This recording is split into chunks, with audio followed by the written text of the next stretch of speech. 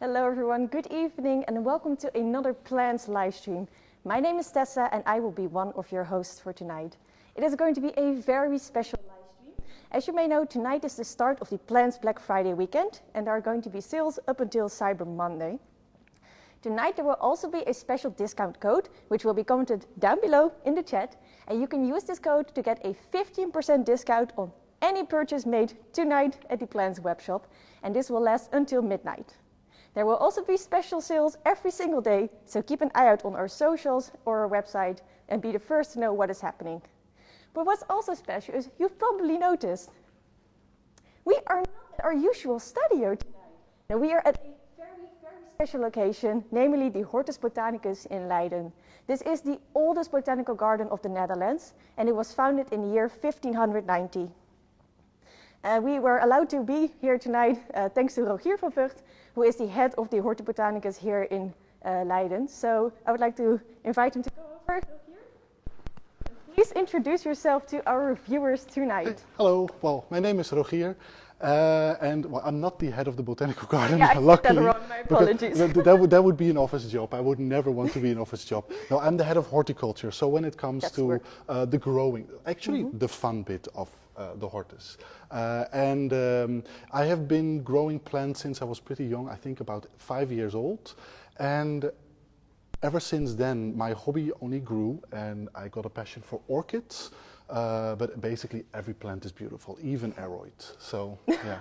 That is true. So tonight Rogier is going to take us on a tour through the greenhouses, which is very special because usually people come here during the day, but now we are here during the night when many critters will also meet us on our path. So also the theme for tonight, the theme will be the elements, and Rogier is going to tell us a lot of very interesting things about many special plants. So yeah, let's get started.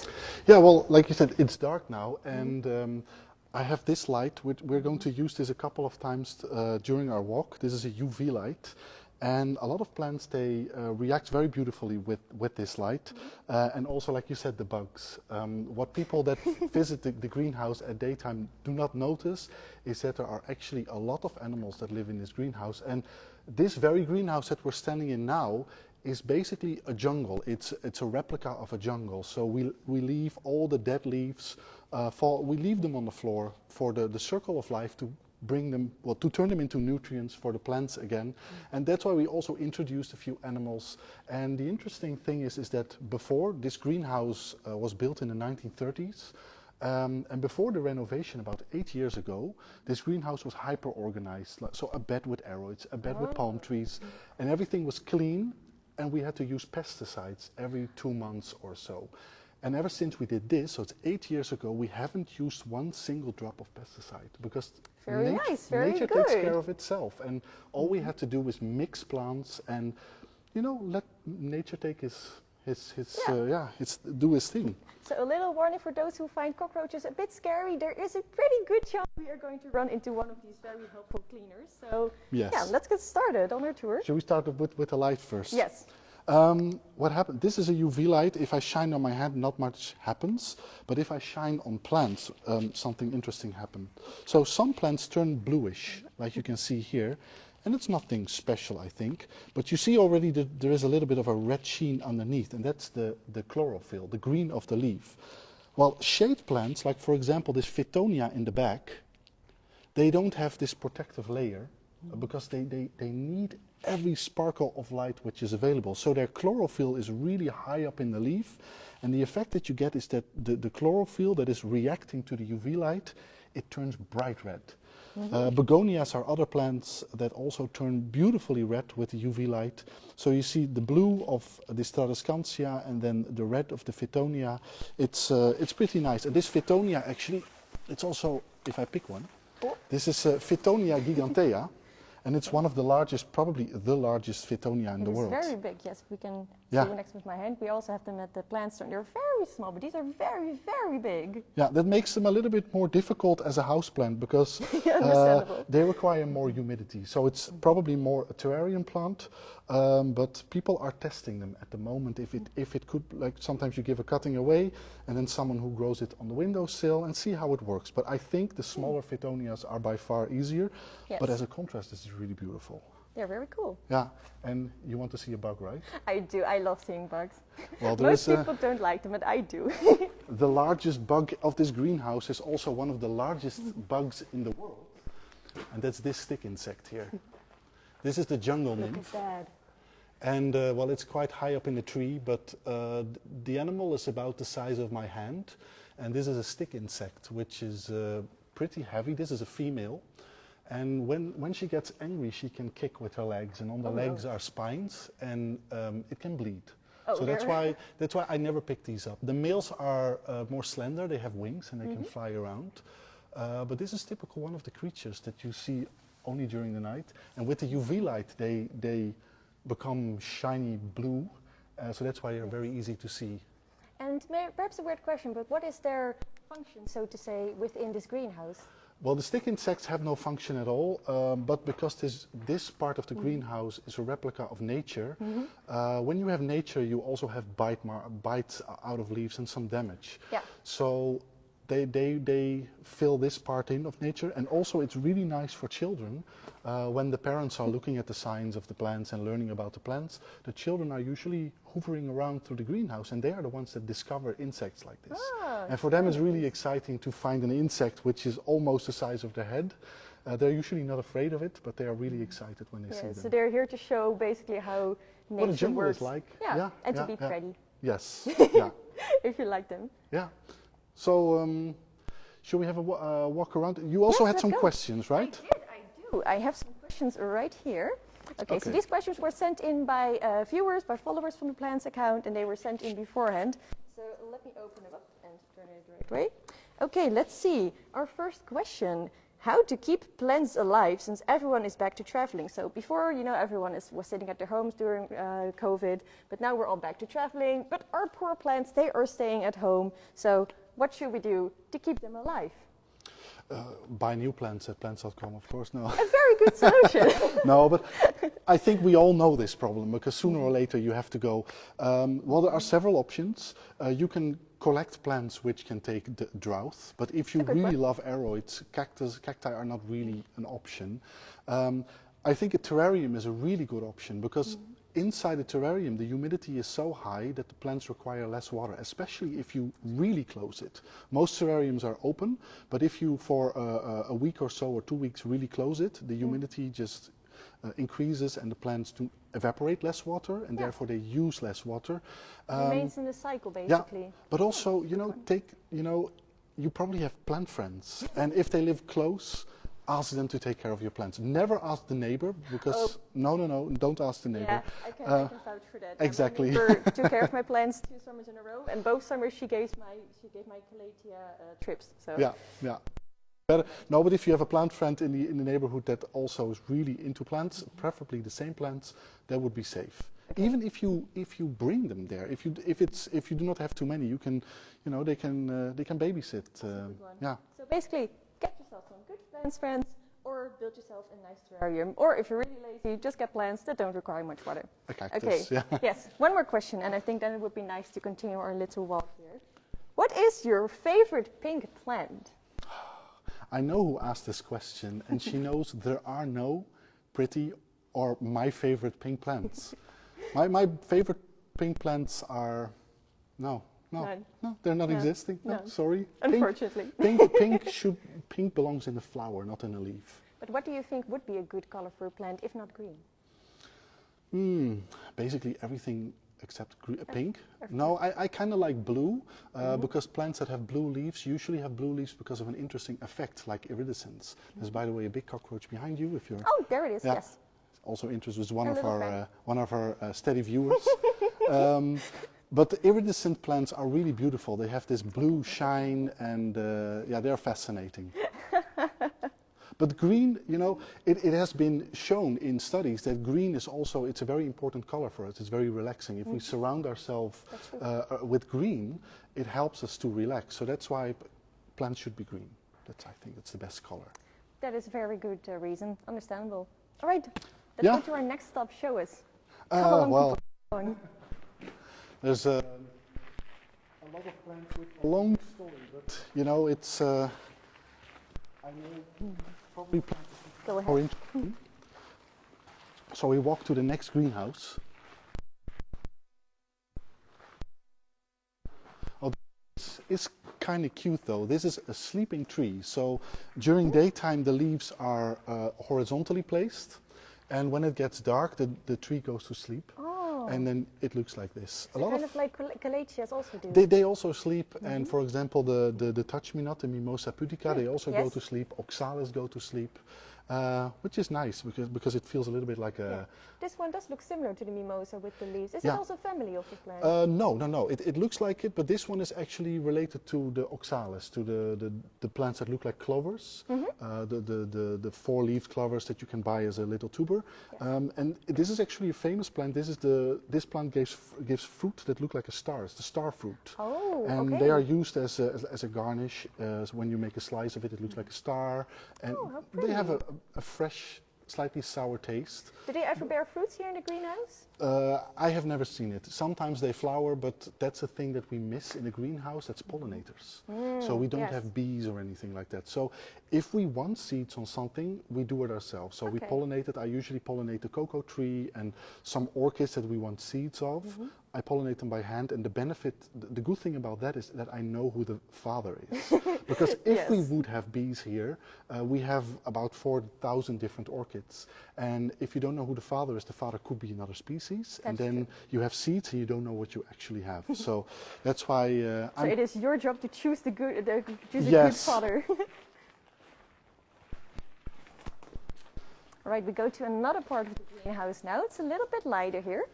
And it's also more organized. So we come from the jungle into the science of plants. So things are suddenly organized on family. A lot of plants are in pots. And here we have carnivorous plants and a lot of interesting aroids. Like for example, this one. We have this one in the teaser. Yeah, I love this plant because what you see here is actually, it's a herb. It's not a tree. It looks like a tree, but if you already hear it, it has the sound like if you knock on a watermelon, because there's only water inside. And what you see here is a single leaf. This is the Amorphophallus titanum. This is an aroid, and this is the largest aroid in the world. Some, of course, philodendron could climb, but this is a single leaf. And under the ground is a large tuber. And this tuber makes a new leaf every year, more or less. And when the leaf is successful, the tuber becomes bigger. This one just grew in just 1 year, this entire leaf? Oh, from nothing. Like when you have a tuber this takes about 3 weeks. 3 weeks? So you see Are you kidding? Like you see a point coming out of the ground, and you can literally see it grow, and then with 3 weeks it's this. Imagine if our plants grew that fast. You would need a bigger ceiling. It's crazy that a lot of people want this species, but I wonder why. Space. Because it also needs light from above. So if you put it on a windowsill, the light comes at the wrong angle. So you could technically grow it if you have a large hall in your house and you would cover your ceiling with LEDs. Okay. Then you could maybe grow it. If anyone has ambitions to hold this plant, you heard it now. Get a higher ceiling, get some LEDs, and then you can... but it's fascinating. So what you see here is a single leaf, and it camouflages itself as a tree. So the markings on the stem, they look like mosses and lichens. So they're fake moss. It's fake. Oh, I hadn't even noticed. Come have a look. It's really interesting because I really thought this was actual moss until you pointed it out to me. I noticed this is all part of the plant. It's all flat. It's all flat. That's really with some species, it's three-dimensional. Those are even more high-tech. But it is fake. It's like a wallpaper. Well, I mean, like the whole plant almost feels fake. And then you have the branches, sort of branches, and little leaflets, which looks like separate leaves. And the whole thing as a whole gives the impression that it's a tree. And this is important because it can only make one of these leaves once every 1.5 years. And if a rhinoceros or an elephant walks through the forest and thinks like, oh, that's a juicy little leaf, it will eat it. Yes. So that's why it has to look like a tree. And then when the tuber is big enough, it will flower. It happens usually once every 5 or 10 years. And then you get a gigantic arum bloom, which looks like, well, a typical arum, a calla lily, but it's more than 2 meters tall. And we had 2 of those this year. Yes. And we took the pollen of the first one and we pollinated the second flower. And now we have this. So this is very interesting. Come have a look. This is really cool. Oh, there goes another little friend. Wow.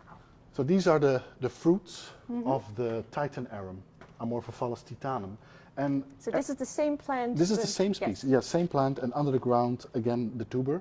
But aroid lovers already recognize the similarities, for example, with the fruits of an anthurium or a philodendron. It does look really similar. Yeah, exactly. It's really, really big. The first fruits are ripe, so they become dark red when they are ripe. And they are eaten by, for example, hornbills, large birds. They love these red berries, they eat them, and inside every berry are usually 1 or 2 seeds, so this one has 2. And when this seed drops on the floor, it will germinate, and then it takes, I think, about 8 years to grow into a giant plant that's big enough to flower. Wow. So it will germinate within a few months, but then you have a baby plant like this, and then every time the leaf becomes bigger, bigger, bigger. And then it takes 8 years to become as tall That as size, that one. yeah, Wow. yeah. And these are Very magical cool. to grow because there's so much happening with these. They're gigantic, but also a tree is also gigantic. But this whole thing will collapse within some months, and then it will resprout. And yeah, it's really truly amazing. Yeah, they're very cool. Yeah. So, Also, do you think this might be a nice moment for a few more questions? I have a lot more questions. Yes. Okay. I've been so excited about all these things. I keep forgetting to ask you some more questions. Okay. So actually, this one's kind of interesting. We just talked about this. The question is, how does the hortus deal with pests? Well, we decided to go fully biological. So we only release we release other creatures that eat our pests. And that's because it's very hard to combine it. Because if you use a chemical pesticide, usually your beneficial insects are more sensitive to it than the pests. So you have to make a decision, go fully chemical or fully biological. And since we are not a production company, so it doesn't really matter if one of our plants has mealybugs. It has a few bites here and there. Exactly, that's fine. So we went for fully biological. And of course the stick insects could never live here. If we would use pesticides. That's true, yeah. I think it's very nice that you don't use chemicals, so we can see lots of cute bugs here. Yeah. Alrighty, next question. What is the most underrated plant that can be grown as a houseplant?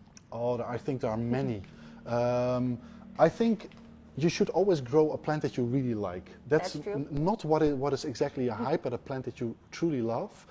And then, for example, a plant that I do not see enough in houses is, for example, the Amorphophallus. And then I'm not talking about the big ones, but here we have some smaller species.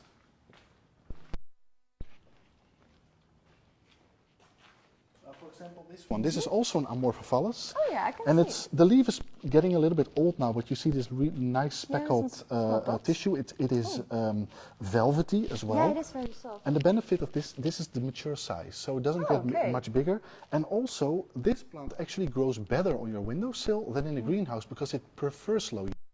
Ah, okay. And what I like about these is the thing that after a few months, the whole thing dies down, and then you have a tuber, and then it resprouts again.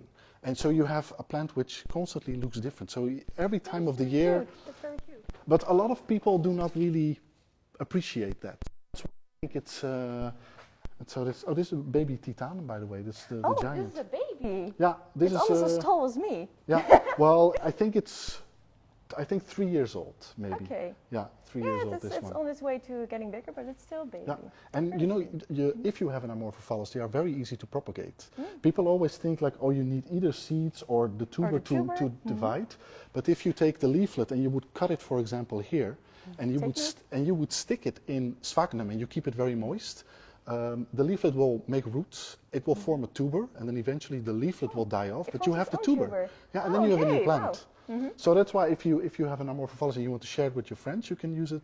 You can do that. Okay, so they're the very nice plants. They're easy Yes. to care for, they're easy to propagate, share with your plant friends. Yeah. Okay, I can see why you're vouching I for like them. them, I but can the see. thing, what I like is the diversity. Some people really like to grow cactus. Some people love to grow anthurium. Some people love to grow monstera. And the thing is that you constantly have something to show to another. Because if we would all grow the same thing, that would be a little bit That would boring. be boring. Yeah. But when, for example, when I have never been much into aeroids, but when the COVID came, I got COVID in the beginning, and I got long COVID, which was a horrible time, and it took a long time for me to recover. So I was stuck at home. And my hobby are basically orchids, but if there is one boring group of plants where nothing happens over the months, it's orchids, because they are very slow growing. So I got some seeds and some cuttings from aeroids, from here, monstera, things like that, and they are really a pleasure to grow because literally every week you see some development, which is, so I can understand that aeroids became so popular because you could see what you were doing, you could see like you're making a mistake, or you could see you're going the right way, and with orchids, it's very rewarding to grow them because you can exactly see your efforts. Yeah, and with orchids, once you see you're going wrong, then usually it's already too late. Orchids, you have to know like how to work with them, and then they will thrive for you. Yes. But they can be nasty. You've seen this one, the Leucocasia Thai giant. Yeah, it's very giant. This one is so cool. We've been all staring at it the whole time. Like, do you see this? It's huge. It's absolutely huge. And it's we grow it from seed, so it's actually producing seeds now, and the seeds are super tiny. Maybe I can show you a few here. They're like the size of sesame seeds. So they are. these are the. It's so strange because this plant is huge, but the seeds are so small. And once you sow one, for example, in January, you have to do it under artificial light because they require huge amounts of light and warmth. But if you sow one in January, by midsummer, it's already this size. You're kidding. So with 8 months, it's full size. But also the sad thing is now it's getting dark, and you see that one by one the leaves are getting smaller again, and eventually it just collapses and dies. But it doesn't matter because we have thousands of seeds that we can use for next year. But if they grow so fast, does it mean that you have to put like one of those little seeds in a giant pot like this? No, we start with a small pot and then we repot because plants. You just repot every week. Aeroids love repotting. That's the thing. That's Aeroids true, they like to get fresh soil with lots of nutrients. Yeah. So that's why we actually always keep it in quite a small pot because then we have more opportunities to repot it and give it a lot of new fresh fertilizer. But this gets fertilizer, for example, for the vegetable garden, like the fertilizer that you give to pumpkin plants, not houseplant fertilizer. I mean, I can understand it. It needs a lot to grow this big. It has to come from some. Yeah, I just thought it would be very funny if you had like such a big pot and then such a little tiny. It could technically work if you fertilize it really well. But you know the problem with fertilizer is there are different elements inside a fertilizer, and some of the chemicals are used by the plant and others are not. And so if you leave a plant in a pot for a very long time and you constantly give the same fertilizer, the same elements that the plant does not use will build up, and eventually they will bite the roots because they will burn the roots. So that's why if you keep it in a small pot and you repot it, or when you repot it, you take away the old soil and start over again. That usually works best. That is a very good tip. So you heard it. Don't keep your plants in unless they're plants that really enjoy it. Yes. There's some plants who are like, ooh, I love being Some in the plants same like pot. it, like for example cacti, you can grow endlessly in the same pot. But things that grow fast. Give them a new house every now and then that they like that. Okay, let's do one more question because you still have so many cool plants. We also have so many cool questions. Alrighty, let's see. What is the most annoying / frustrating part of your job? I would say legislation, so the law. Because the thing is that you want to do. People that work with plants usually know a lot about plants, especially in botanical gardens. But there are laws that are created by lawyers that know nothing about plants. So for example, they put plants on protected lists, which means that I cannot take a plant from one country to another. However, the problem is that the people that want to do it illegally, they will do it. So they have all the possibility to do it. But nurseries that have legally grown plants, neatly perfectly grown, they want to share it, they are blocked, which means that the illegal plant actually has more there's more desire for illegal plants, and also the price rises, because if you would overflow the market with a rare plant, the prices will drop. We've all seen that. You know, when we started with the plant hype, some of things like Philodendron gloriosum were hundreds of euros, Yes. and now they are much cheaper, which is a good thing because now they are affordable. But the law sometimes prevents this. And that's very, like, even as a plant lover and someone who really cares about plants in a natural environment, I see that happening a lot. Yeah, you just want to share the plants with everyone, but Yeah. legislation makes it very difficult. But I recently got invited by one of these, actually the most horrible of the laws, CITES, and they contacted me, and they were willing to have a discussion about how to do things better. Very good. So they're actually That's going to change the law. Yeah, which is so great. a very interesting Yeah. answer you gave. I think most people probably expect like, oh, I hate watering all the plants every Oh single no, day. but if you hate that, then you shouldn't grow plants. That is true. That's one of the, like working, like fiddling with your plants and playing with your plants and looking at them. That's the fun That's the thing. best part. If you want to have something pretty that you have no work on, then you should collect paintings. That's true. Yeah, That's true. no. Alrighty, well, that's it for the questions for now. I have a few more left. So, Okay. what else do you have to share to show us? Well, we have a very rare plant. We were talking That's about rare plants here. This, for example. Watch out for this. Oh, it doesn't even. These leaves are every week there's a new leaf. So I if don't you want to step on the leaf, it. don't It's worry. too pretty. I won't. Now this is an orchid. This is called Dendrobium goodallianum. It's named after Jane Goodall, and it flowers only one day. Jane Goodall. After Jane Goodall, and it flowers only one day. Today was one of the days, so the flowers are now closing. We're really lucky. Yes, yeah, and the sad thing about this is that we described this orchid ourselves, but it came from a wood concession. So somewhere in Papua New Guinea, they cut down the whole forest, and we got permission to take some of the plants out. Not all of them, because they were protected. Those are all burned. Again, the laws. But we were allowed to take a few out. We brought them here, and we got them into flower. And then it turned out that some of the plants were new to science. So. If a plant is new to science, you go basically back to the country of origin. Like, okay, we have this, what do we do? In the case of a dendrobium, it's like, if you think of a name, you always prefer to have a name named after a country of origin or something special about the plant, but there are so many dendrobiums that every name was already given. And actually, a little bit before we discovered that this was actually after. We already knew this was a new species. Yeah. But the Jane Goodall, she sent me an email that they named an orchid after her in Singapore, which is fantastic, but I know that Singapore, they make hybrids. Yeah. And it's you can make endless amounts of hybrids. And so I said, fantastic. I said, but has there ever been a botanical species named after you, like an animal or because if you look at the male counterpart of Jane Goodall, which is, for example, David Attenborough, you know, famous nature person, he has so many species named after him. So I assumed that there were species named after Jane Goodall, and she said no.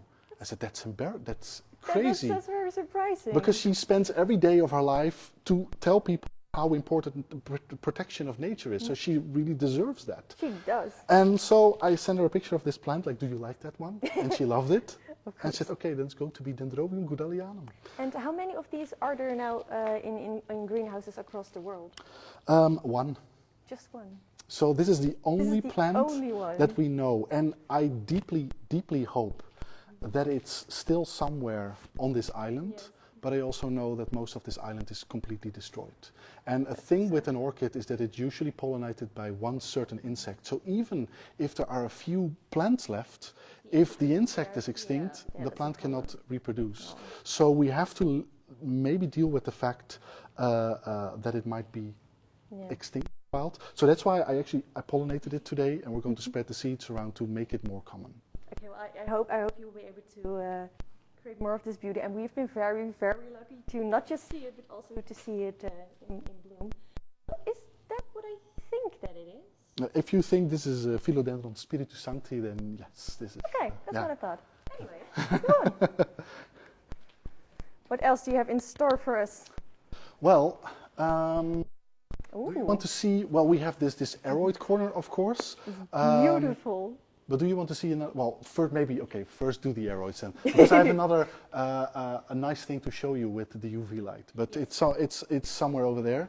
Yes, this aeroid corner. I see many species that I recognize. The red secret over here, the gloriosum. Yeah, the dark gloriosum. Is that the melanochrysum? Yeah, yeah. Oh, look how big it is. It's a bit hard maybe for the camera to see, but these leaves, I think they might be 50, 60 centimeters, maybe more. Probably. Oh, Yeah, oh, there he goes. Oh, careful. Yeah, so that's the size of the leaf. Oh wow, it's really, really huge. It's fantastic, eh? It's really beautiful. Is that because of the greenhouse conditions? Of course, growing plants like this in a greenhouse is much easier, but the secret to getting this size is a steady background.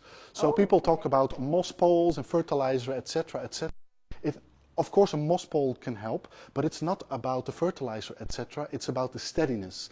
So when a philodendron or a monstra gets mature, it goes up the tree. So where there is more light, the flowers are more easily visited by insects, etc. But in able to become mature and to get these big leaves, the rhizome has to become a lot thicker. So if a plant would make this big rhizome with these huge leaves and it's not steady, it would flop over. So it will never ever do that if it's not steady. This plant is not growing against a moss pole, it's just growing against glass. Oh yeah, I can so see that. and it's not watered on the glass, it just, the roots will go down and they will find a spot somewhere in the soil to find some moisture. But it's really the fact that it's stuck to the background that gives the plant basically the confidence to become bigger. Yeah, so if the people that are watching, if you want to have your melanochrysum have very big, beautiful leaves, make sure that it is properly attached to a moss Either pole, a moss pole anything, or a board. your window, your wall, Yeah. your bed. A window, probably, I don't know. The Maybe thing, not your yeah, window. the window, because the light would come from the other way. So yeah, it would that's be true, highly confusing for the plant. But Yeah, if you have a wall, which is, for example, not with wallpaper, but like bricks, and it receives a lot of light, it could be. I've seen it happening with people that have Monstera deliciosa in the house. They really had it growing against their wall, like stuck against the stones of the wall.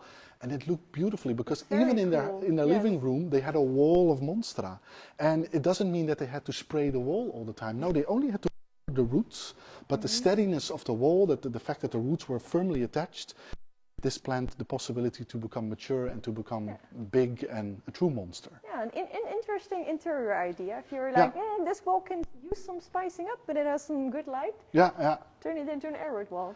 And funny enough, these aeroids, when aeroid broke out, a lot of these plants and no one really cared. But when they became so popular, we really had to move them to the closed greenhouses because otherwise they would get. Now I'm the price every now and then dropped. Are now allowed, so that's also because of nurseries like you, that for example things like gloriosum and all these aeroids become affordable. Then it's not necessary for people to steal botanical garden, but we had quite a lot of theft. Oh, no. Yeah, like philodendron. Never ever steal from a botanical garden, guys. It's very important that they stay in there. And really, if you want something, ask, because for example with the Anthurium crystallinum, we have very old plants. We planted them recently, that's why they look a little bit battered. But we have some very old plants and they were true crystallinum. So not many plants in cultivation were of the actually true crystallinum. We pollinated them, we got a lot of seedlings and we gave them away to everybody to spread this plant. So it's really okay, but the problem is sometimes I pollinated for example, for a botanical garden and they are waiting for the seeds, and if someone then comes to steal the seeds, for example the Amorphophallus titanum that I just shown, there are already lots of botanical gardens waiting for that seed. So if there would be one greedy person that steals all the seeds, I have to disappoint a lot of botanical gardens. And then what do you want to do with Amorphophallus titanum in the house? Where are you going to put it? Exactly. Windowsill? Yeah. So just ask if there's anything that you see the botanical garden. They might say yes, they might say no, but never just take it. What is that right there? It looks like a jelly bean plant. Yeah, this is one of my favorites. Look at what the light does if it comes from behind. Oh wow. It's like almost, it's pretty much see-through. Yeah. What happens if I put like a finger here and you can see the shadow? Yeah, you could. Oh, wait. Okay, it's not really working out, but this is Haworthia cooperi. And this is one of these plants that if you're a lazy waterer, you can grow these. And, this is the stuff I have on my windowsill because at home I am a lazy waterer. You're like, I am done caring for all these plants. Exactly. So I have either this, like succulents, and then on the other spectrum, and I can turn off the light because it's not really necessary, I have these things. And this is my own fetish. People make fun of it. What is your fetish though here? Ziploc bags. Oh. Because inside you have this little greenhouse effect. And one of, like, if you first see the leaf, It's so it looks like a miniature Anthurium leaf, Anthurium crystallinum, for example, but then really, really tiny. But then when you turn it around, you see the flower. Oh, it's gorgeous. And this is a corybus. This is an orchid. These are from Southeast Asia, and in nature they grow in places with very high humidity and very stable climate. So that's why if you put them in a Ziploc bag, I water them 2 or 3 times a year. That's it. Oh wow, that is very low maintenance. Exactly. So if you want to go on vacation a lot, that's a good one. Exactly, because I like to travel. I love to see and photograph plants in nature. So the only way to see them is to travel to these places. And I never have to ask a neighbor or a friend to take care of plants. That's very nice. And if there are plants that I really like and that do require a lot of care, I can always bring them to Hortus. That's true. That's the perks of being Yes. working here. Yeah. Also, a little birdie just handed me some more questions from our viewers. Are you ready? Let's go through these a little quicker. Let's try because there are many questions, and we of course want to answer as many as possible. First one: what is the name of the big tree plant? And can you explain how it is one leaf when it looks like lots of little leaves? Well, it is Amorphophallus titanum. Shall we go over there for the We question? can have a look. Yeah. We're very close to it. Yeah. We have several actually. Like this tree up here is another one. Right. So here it is, Amorphophallus titanum, and it's called the Titan arum. In Dutch, they call this the penis plant, and this is actually one of the reasons why a lot of visitors always want to see it. And that's because of the name. Amorphophallus means shapeless penis, so that's why they made it the penis plant.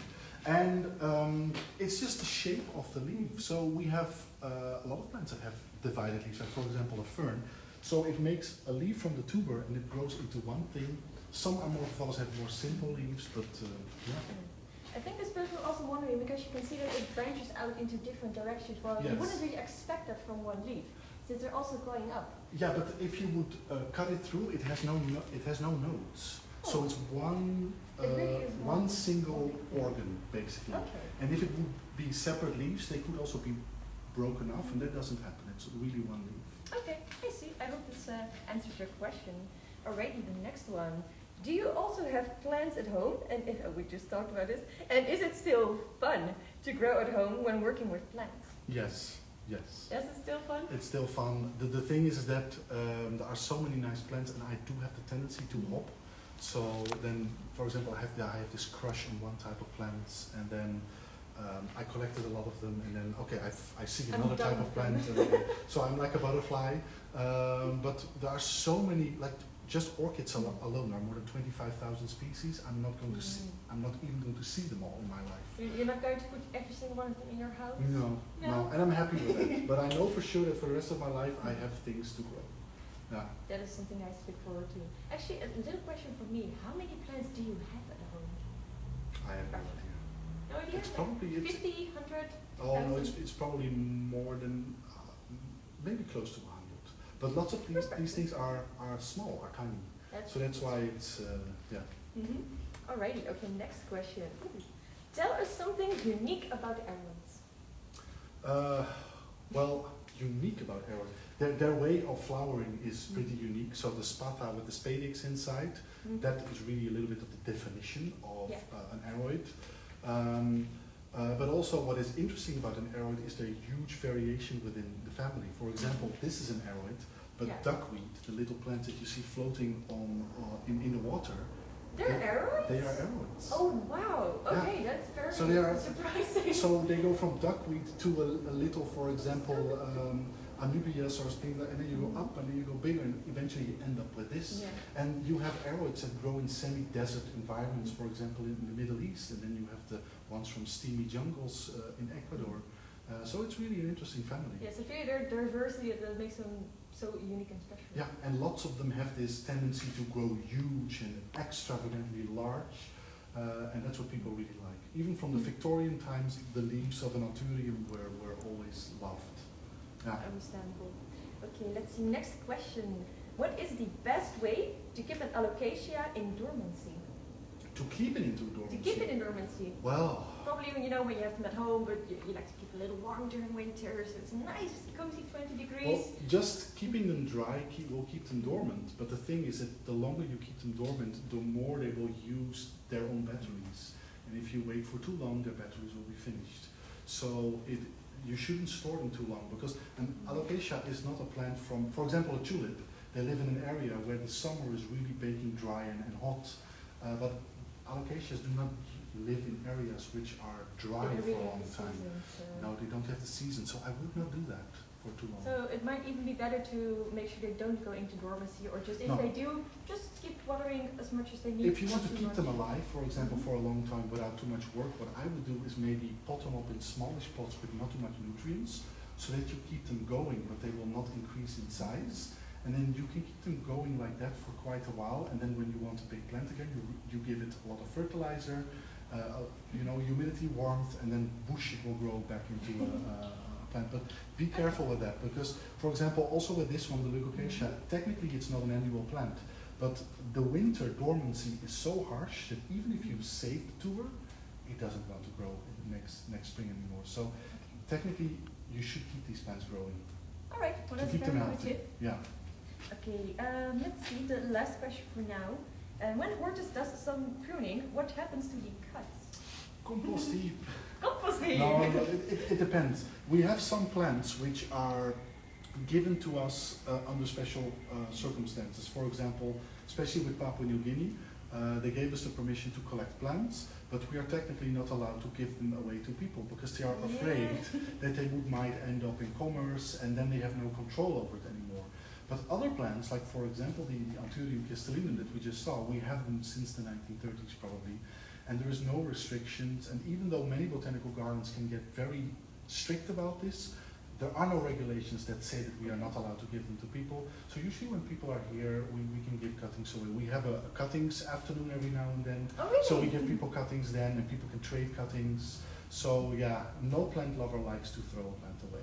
True. So if you're ever in the area, if you're visiting the Netherlands, or you live nearby, and you're like, I would like some nice new cuttings, come visit the Hortus Botanicus.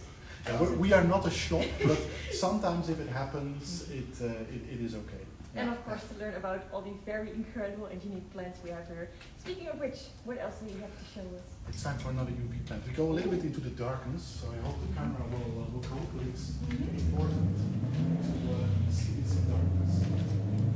Oh, is this a plant that I think we are getting to? Well, we are walking between the carnivorous plants. And for example, I'll show you a carnivorous plant here. I'll put it in the light. This is a typical carnivorous plant. So this is a pitcher plant, an Nepenthes. It's very and big. on this lid, there are nectar glands, and ants and wasps are attracted to these nectar glands. So they are above the opening, and if something happens, for example, a drop of water falls on the lid, the insect falls inside, there's liquid inside, the animal gets digested, and the nutrients are used. So that's a typical carnivorous plant, we know those. But then we have this one. This is Nepenthes ampularia, and also if I use the UV light, you see that it glows beautifully, like a little bit whitish. And also a little bit here on the side, some droplets. Some specks, but especially the rim. But it's not as strong as with other species that I will show you later. But this Nepenthes ampularia, as you can see, the lid is completely open. So it doesn't have this effect of attracting insects to the opening. And that's because this one is vegetarian. Oh. So we went on an expedition to Borneo because we already knew it was a vegetarian, but of course we wanted to know exactly what it ate. And we did a cannibal, or does it? No. It prefers the leaves of this fern. Actually, there's one close by. Oh. So this is a Nephrolepis. And these are actually also commonly grown as a houseplant. But what happens with the Nephrolepis is that when it drops the leaf in little leaflets, they will drop like small pieces.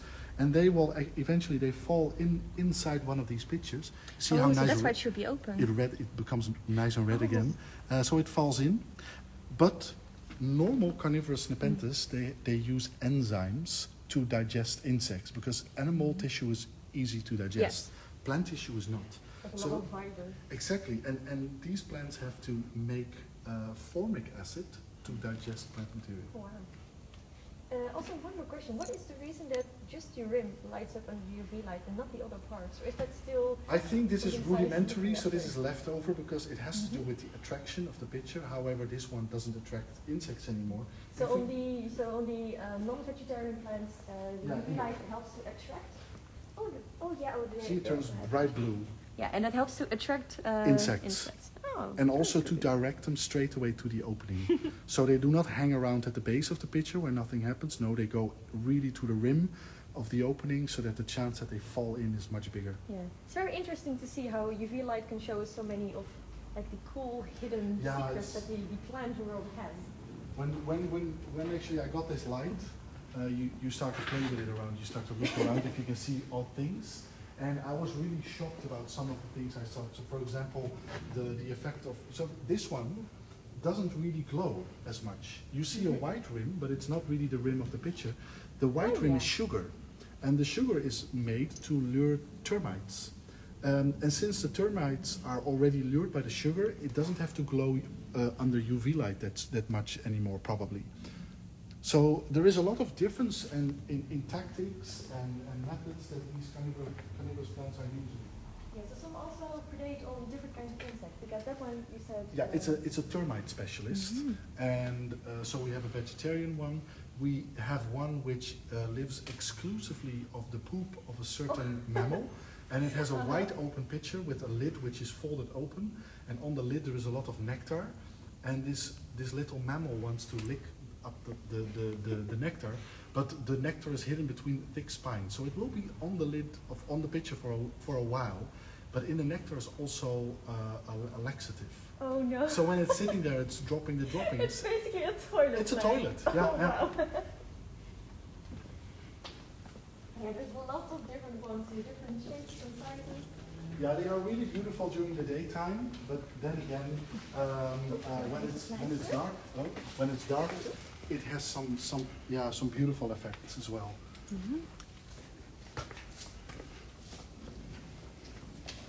This is also one of these plants which is really exciting. This is a club moss. So this is related to ferns, but if you feel it, it feels like a plastic aquarium plant. Pine or something. Yeah. And these plants are truly ancient. They are around since the Carboniferous era.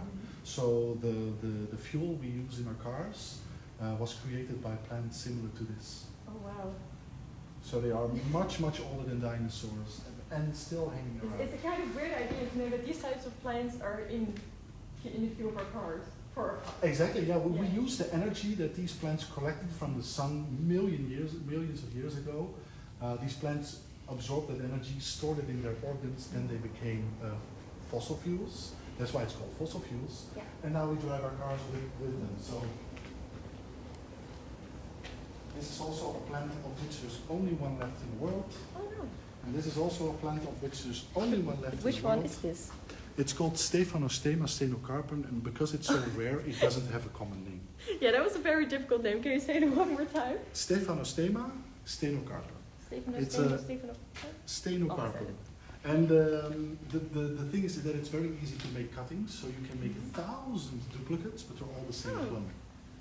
It's kind of interesting because you said there was only one, but they're very easy to... But they're clones. So if you make cuttings, they're all... And the problem is that this plant only accepts its own pollen to make seeds, and there is no other clone. So this plant is not able to make any more seeds. So I could make 1,000,000 cuttings, plant them in nature, and then nothing happens until one by one they all die. And I see. And this is a true lifesaver. This is Cinchona. Of which they made the early medicine for malaria. Oh wow! So it's a medicinal plant. This is a very important medicinal plant, and this plant, if this plant wouldn't exist, probably the world would look differently because the British weren't able to colonize the tropics that easily. Oh wow! So we would live in a completely different world. So this, so not to blame now. You know, the history is as it is, but this plant played an important part in our history as well. We've seen so many cool plants today. Like I feel like I've already learned so much. Yeah. We have some time for a couple more questions. I just got a couple more in. Okay. Yeah, we got that because I think the time is also getting, it's... Oh, I've looked. Do we have some? We have a little more time left. Yeah, Okay. yeah. Let's go to a nice location for this question. Okay. Oh, we can do it here. This is nice and This light. is very nice. Amidst the Tillandsias. Yes. They're very good. They're very tall. Okay, let us see. The first question is, how do I propagate an anthurium?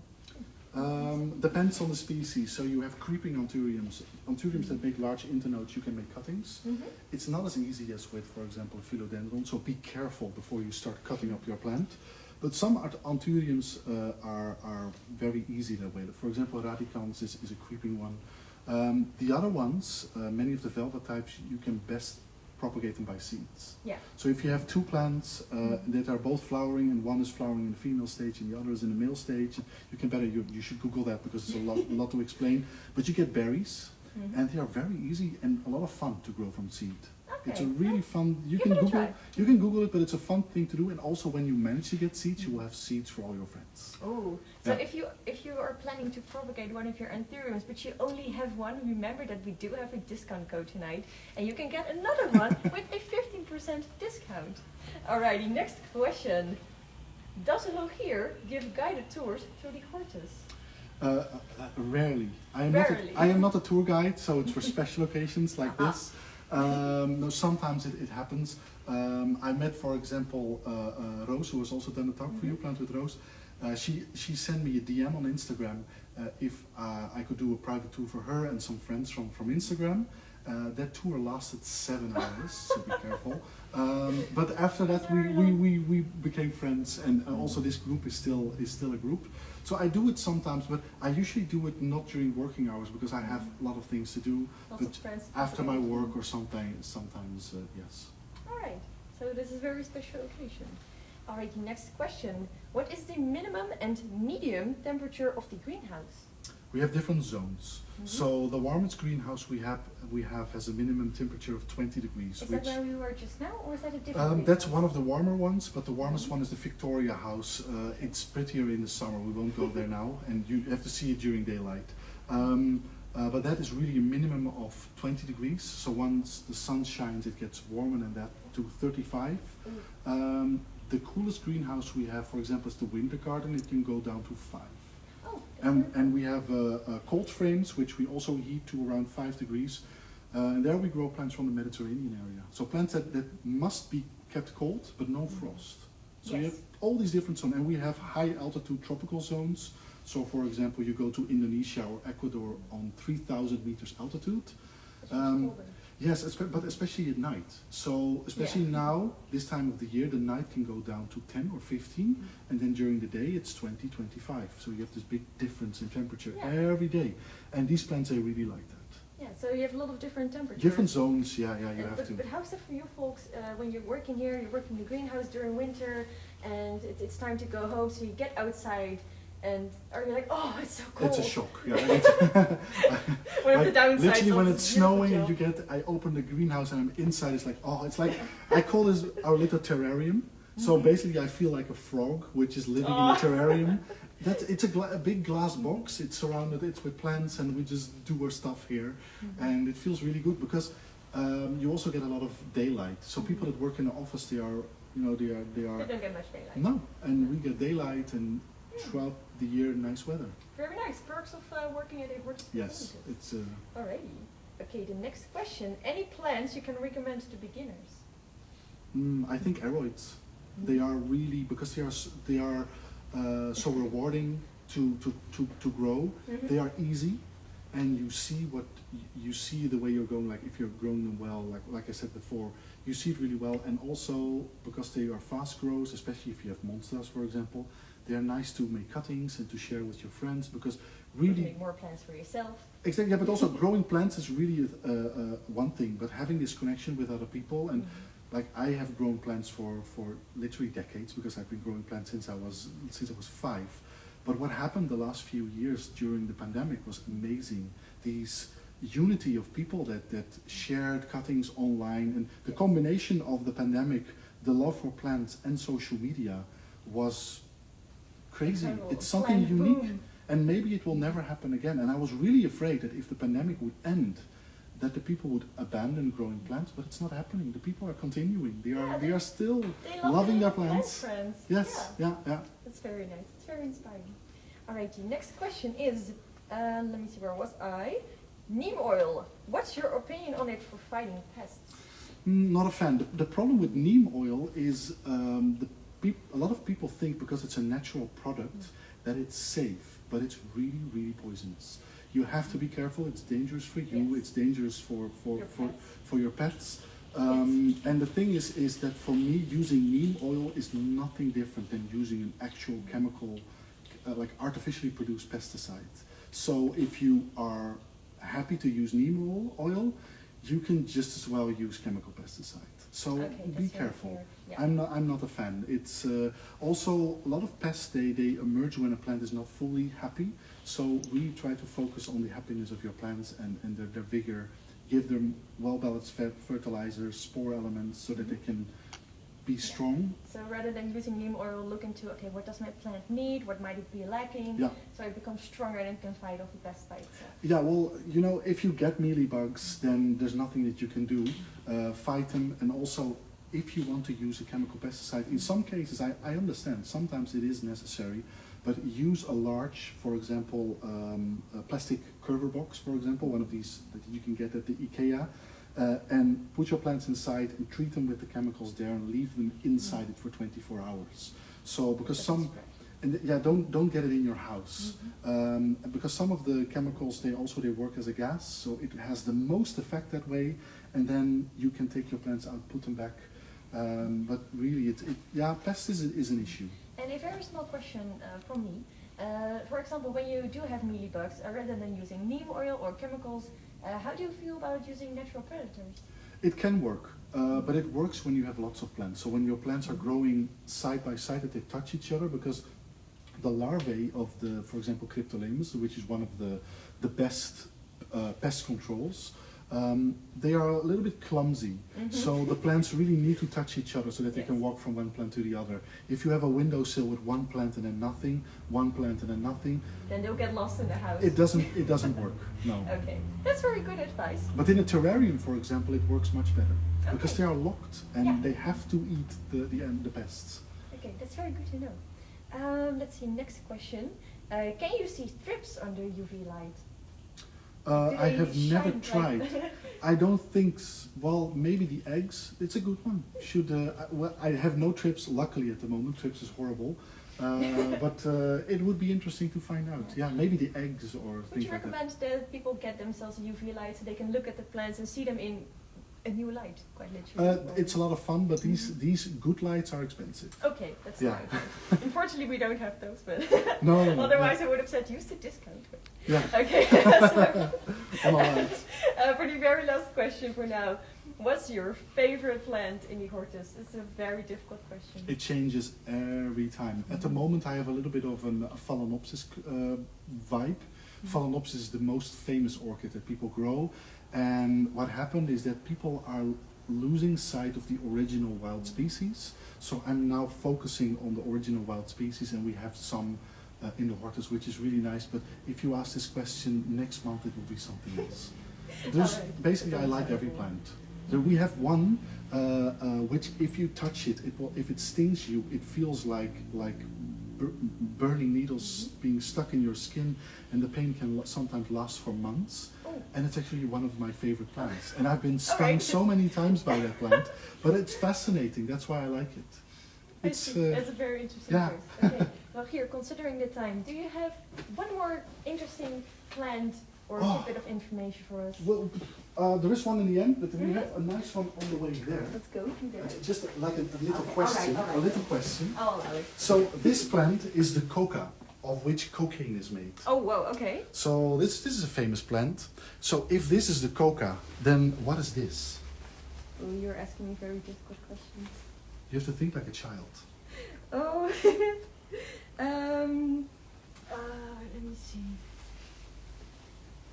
I'm wondering if it's... if it has a label? Yeah. No. Okay, well, the first thing that pops in my head, but that's most definitely the wrong answer, is the cacao plant, but that's just because you said. But think like a kid. If you hear coca, what's the next word? Cola. Exactly.